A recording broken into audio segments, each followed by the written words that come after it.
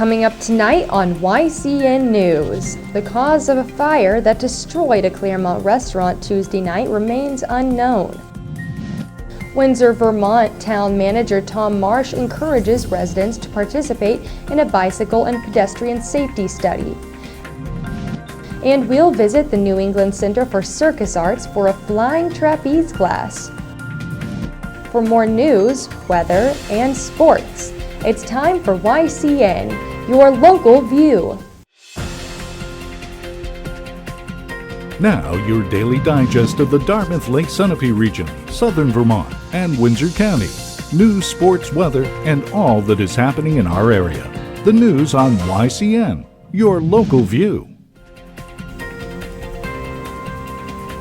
Good evening and welcome to this Friday edition of YCN News. I'm Rose Spillman. The cause of a fire that destroyed a Claremont restaurant Tuesday night remains unknown. Only ashes remain of Joey's on the River restaurant and the building's apartment upstairs.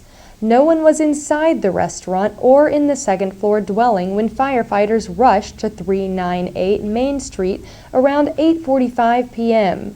The fire was declared under control 2 hours later.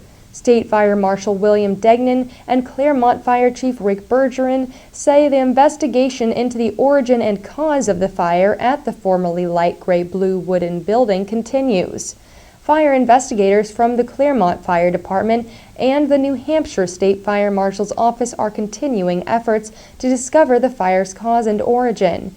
Anyone with information regarding the fire is encouraged to contact the New Hampshire State Fire Marshal's Office at 603-223-4289. A bit over 19% of New Hampshire residents registered to vote did so on Tuesday, the state primary. Secretary of State Bill Gardner reports that on the day of the September 9th primary, there were 862,471 registered voters. Of that number, 165,459 people voted at their respective polling places. It was a day for the GOP in New Hampshire, Gardner notes. On Tuesday, there were 121,881 Republican ballots cast. This is the third highest number of votes cast in a Republican primary. That compares to a total statewide count of 43,556 ballots cast for Democratic candidates. In fact, Gardner's analysis points out for every one Democratic ballot cast on Tuesday, there were almost 3 or 2.8 ballots cast for a Republican candidate. Gardner reports on the state website one must go back to 1962 to see a primary with a higher ratio of Republican to Democratic ballots. The intensity of the contested races on the ballot is one factor in determining voter turnout, especially in a primary election, he says. To learn more about the September 9th results, go online to sos.nh.gov/2014 ballot names. Turning to Vermont news, motor vehicles and other equipment used by the now former Vernon Police Department are being auctioned off, the Brattleboro Reformer reports. Town meeting voters decided this year to do away with its police department, partly out of concern to this southeastern Vermont town's pending loss of tax revenue from nuclear power plant Vermont Yankee. The plant, sometimes known as VY, will be closed and gradually decommissioned. Voters in a marathon 3-day town meeting earlier this year cut spending on town and school matters, including the police department. Now police patrols are being done through a contract negotiated with the Windham County Sheriff's Office. The town continues to have round-the-clock police coverage and at a lower cost, about $231,000 compared to almost $300,000. The town's 6-member select board will accept bids for the police department's items, including 3 police cruisers, through the Vermont League of Cities and Towns. About 2,200 people live in Vernon, per the 2010 census results. Meanwhile, Lieutenant Mark Anderson of the County Sheriff's Vernon Division tells the reformer things are going smoothly under the new policing arrangement. A bit north in Windsor, Vermont, Town Manager Tom Marsh encourages residents to participate in a bicycle and pedestrian safety study. At 7 p.m. next Thursday, September 18th, residents will learn more about a planning grant Windsor received from the State Agency of Transportation. The study is the next step in implementing some of the recommendations of the Downtown Plan, Marsh reports on the town's website, windsorvt.org.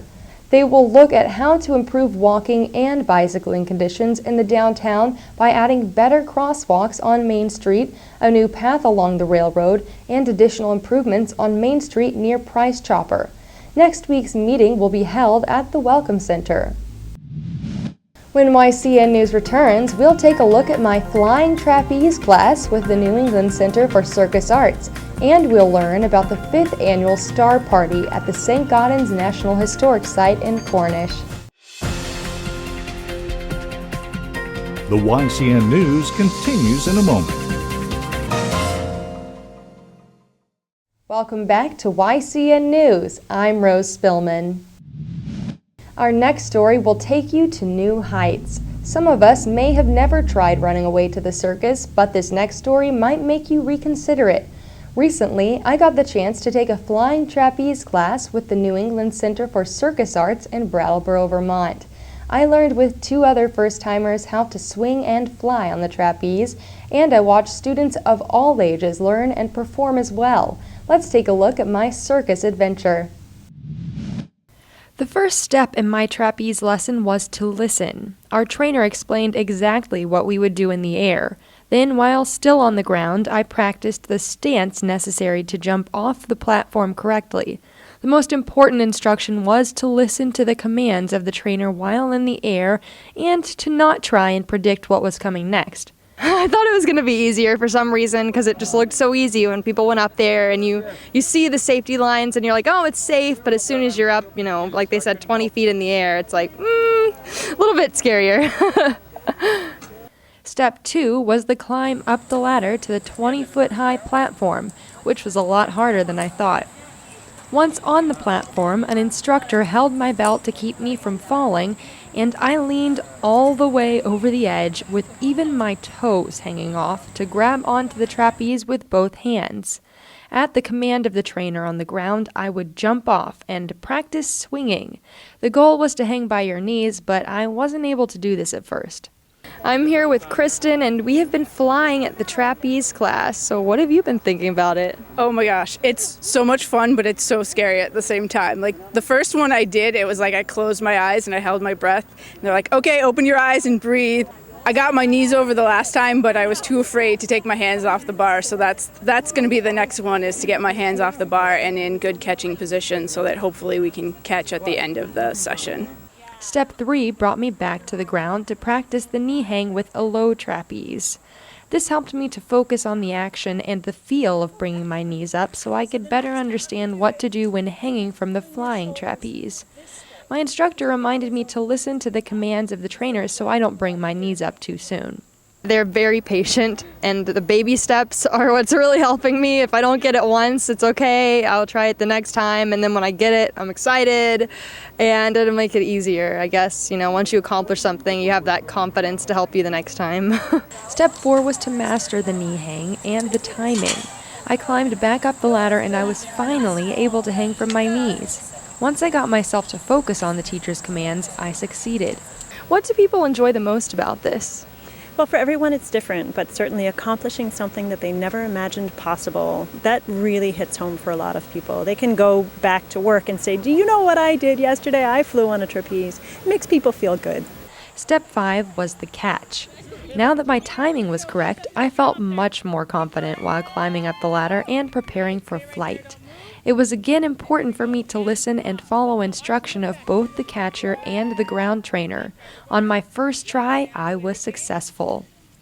In the beginning, I had struggled just to get up my knees for a knee hang, but by the end, my practice helped me succeed and move forward with the catch. I not only had so much fun, but at the same time, I learned to focus my mind and body to work together to help me perform at my best. So if we have viewers that are interested, how can they get in touch? Well, definitely our website is the easiest. It's necenterforcircusarts.org, and we have classes throughout the summer here on the Flying Trapeze, but we also have about 40 classes a week at our indoor studio throughout the year. So come fly with us. These classes are available to anyone the age of 7 or older, and all are welcome, whether it's your first time like it was mine, or whether you're an experienced flyer. The New England Center for Circus Arts will continue the classes through early October, and you can find a link to their website on our Facebook page at facebook.com/YCNNewsNow.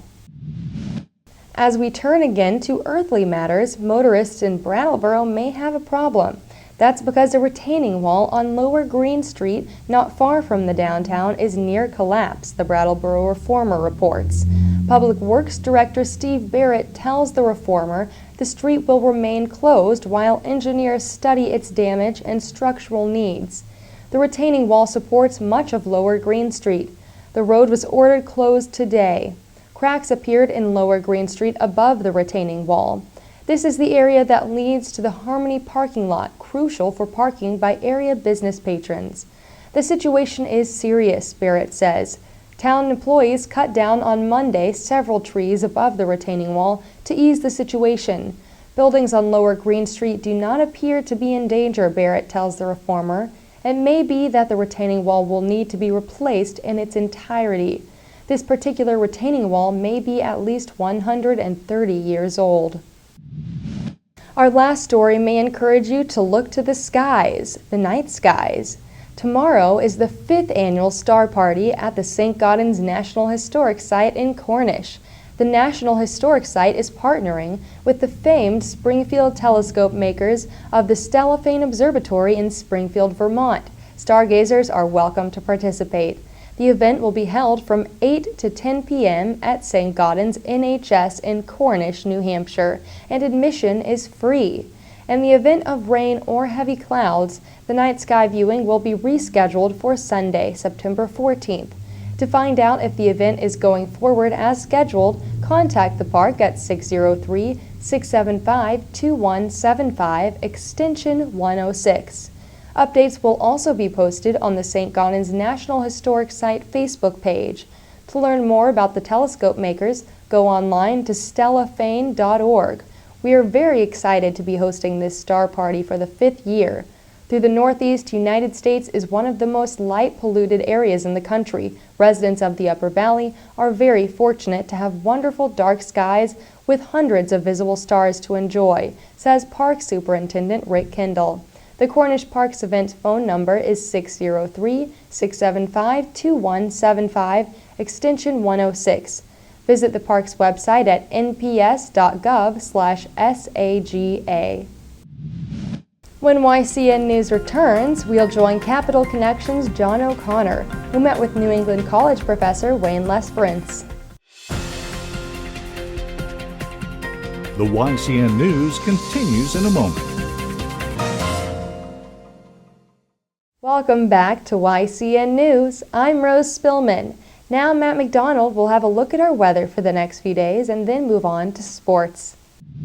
Thanks, Rose. Tonight we'll have patchy fog after 4 a.m. with otherwise mostly clear skies and lows in the 40s. Tomorrow morning we'll have some fog before 9 a.m. Then we will have a 60% chance of showers after 4 p.m. with a high of 61 degrees. Winds will be between 5 and 10 miles per hour. Tomorrow night we have a 50% chance of rain until 4 a.m. Skies will be mostly cloudy with lows in the 40s. Sunday will be mostly sunny with winds around 5 miles per hour and a high of 63 degrees. Sunday night will be mostly clear with lows in the 40s. Right now we are experiencing clear skies, but tomorrow prepare for some showers in the evening. Now let's see what's coming up on our community calendar. Tomorrow, the Cornish, New Hampshire and Norwich, Vermont farmers markets will take place at 9 a.m. The Mount Tom Farmers Market in Woodstock will begin at 9:30 a.m. Tomorrow night, the new Black Eagle Jazz Band will perform in New London at the Colby Sawyer Theater at 7:30 p.m. Remember, you can submit local events from your community by sending them to news@ycnnow.com. And now let's take a look at a soccer game from last night as well as upcoming games. Last night, the Lebanon Raiders took on Kennett High School. Lebanon showed their skill by shutting out their opponent. The final score was 5-0. There is another soccer game happening tomorrow. It is an away game. The The Hanover Marauders will travel to Nashua to take on Nashua South. In football, Lebanon is set to travel to Plymouth for a game. YCN News will bring you the results of these games tomorrow. Thanks, Matt. When YCN News continues, we'll join Lisa Connell and John O'Connor for this week's News and Review. The YCN News continues in a moment.